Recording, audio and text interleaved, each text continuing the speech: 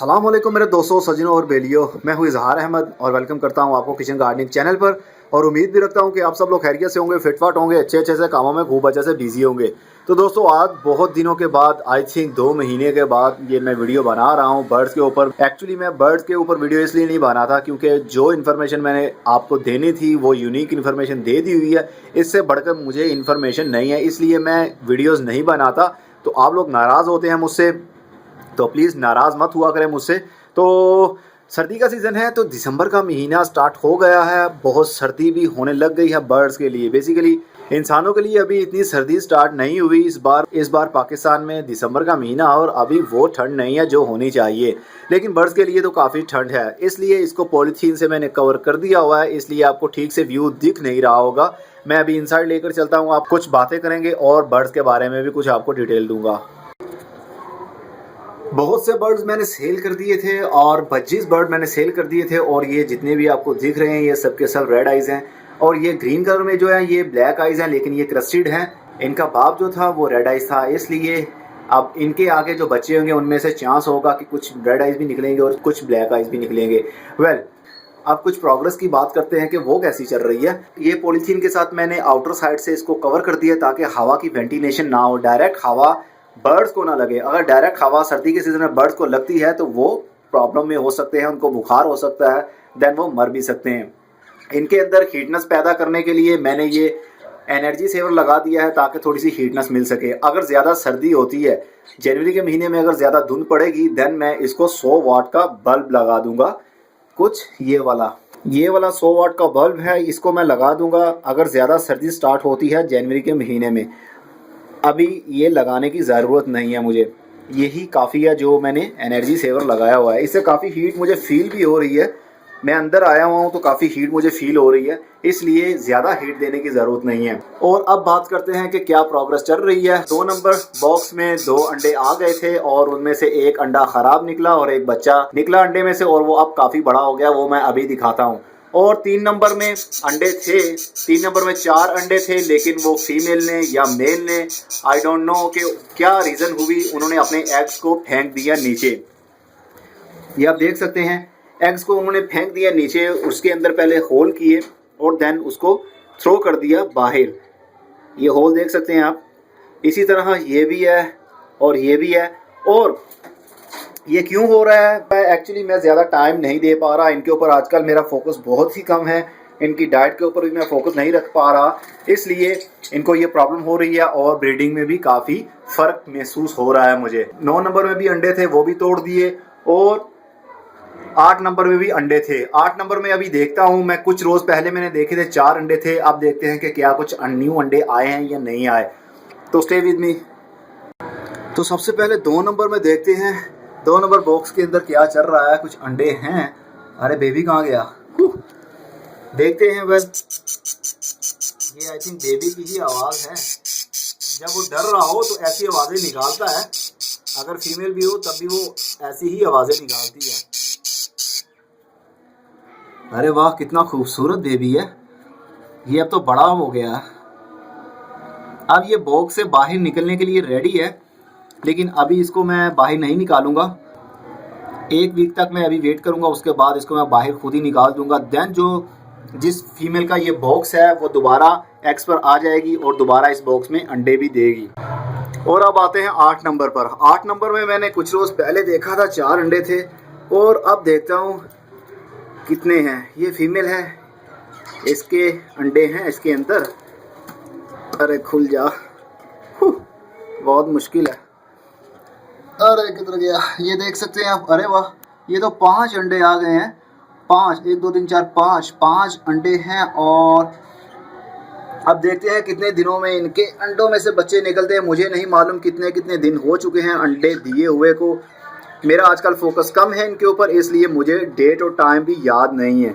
अब सारे box empty हैं, जस्ट 2 में ही दोबारा से अंडे आए हैं, और एक में बेबी निकला है जो बड़ा हो गया है। अब बात करते हैं डाइट के ऊपर। सर्दी का सीज़न है और सर्दी के सीज़न में बॉडी को हीट देने के लिए आप सॉफ्ट फूड यूज़ करना पड़ेगा। सॉफ्ट फूड में एग फूड भी है और पालक के पत्ते भी हैं, बॉइल्ड राइस भी हैं और बॉइल्ड व्हीट भी हैं और कॉर्न भी है। ये सब आप इनको डाइट ऑफर करते रहें, हर 1 से 2 रोज़ के बाद आप इनको देते रहेंगे तो इनकी ब्रीडिंग फास्ट होगी और ये जल्दी ब्रीड भी करेंगे और इनका पेयर भी जल्दी बन जाएगा, क्योंकि सर्दी के सीज़न में, सर्दी का सीज़न ही तो होता है ब्रीडिंग के लिए। अब ये देख सकते हैं, ये भी आई थिंक ये पेयर है जिसके आपको अंडे मैंने दिखाए हैं 5 अंडे, ये उसका पेयर है। ये यहाँ बैठा हुआ है, अभी मैं केज के अंदर हूँ इसलिए। और मेडिसिन के बारे में मुझे इतनी इन्फॉर्मेशन नहीं होती। आप लोग पूछते हैं मुझे ब्रीडिंग के लिए क्या मेडिसिन यूज़ की जाए, तो आई डोंट नो। मैंने कभी ब्रीडिंग के लिए कोई भी यूज़ नहीं की मेडिसिन, इसलिए मुझे उसका पता नहीं है। और आज काफ़ी दिनों के बाद मैंने इनको ये कॉर्न डाली है, ये छल्ली, इसको भुट्टा भी बोलते हैं, इसको सिट्टा भी बोलते हैं। ये आज ला के बहुत सॉफ्ट है, जूसी है ये मैंने ला के इनको ऑफ़र किया है। अब ये खाएंगे और ये बहुत शौक़ से खाते हैं। आप देख सकते हैं इसके अंदर मिल्क भी निकल रहा है, बहुत ज़बरदस्त है ये। इससे आयरन की कमी नहीं होगी, बर्ड्स को जो पर टूटते हैं वो भी नहीं होंगे और इनके फीदर्स जो हैं वो बहुत शाइन करेंगे और ब्रीडिंग के लिए बहुत ज़बरदस्त चीज़ है। जब ब्रीडिंग के ऊपर आए हों, बेबीज़ आए हों बॉक्सेस के अंदर, देन आप इनको ये ऑफ़र करते रहेंगे तो बहुत अच्छा रिजल्ट आपको फील होगा। मुझे और इन्फॉर्मेशन नहीं मालूम बर्ड्स के बारे में, इसलिए मैं ज़्यादा इनके ऊपर फोकस नहीं रख रहा आजकल और ना ही ज़्यादा वीडियोस बना रहा हूँ। मैंने 10 बॉक्स लगाए थे और 10 बॉक्सेस लगे हुए हैं, जस्ट 2 के अंदर ही ब्रीडिंग हो रही है और बाकी सब के सब एम्प्टी हैं। इनके अंदर वुड शेप आप डालना शुरू कर दीजिए। अगर आप बॉक्स लगाते हैं तो उसके अंदर वुड शेप भी डाला करें, जिस तरह मैंने अभी डाली हुई थी। अभी मैं आपको शो करवाता हूँ वुड शेप क्या होती है।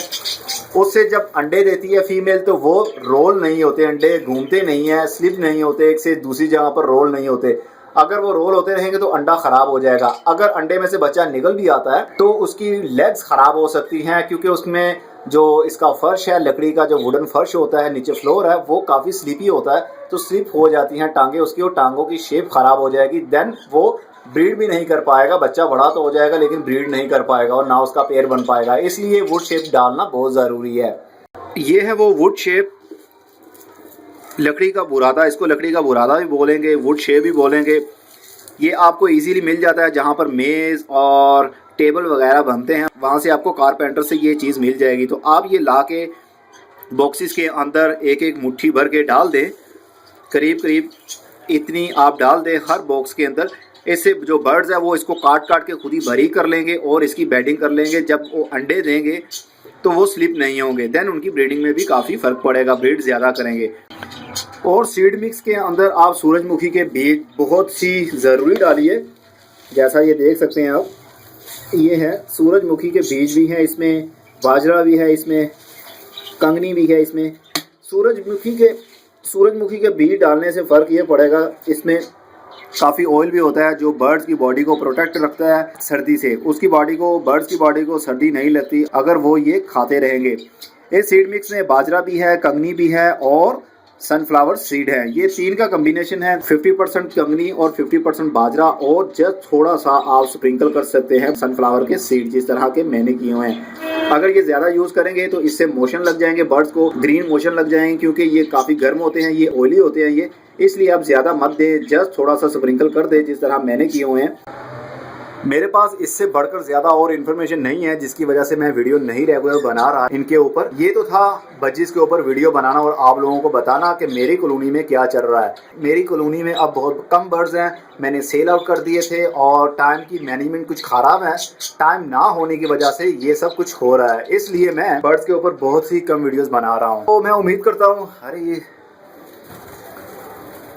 हाँ टांग सही है, मैं डर गया था, मैंने समझा शायद इसकी टांग ख़राब हो गई है।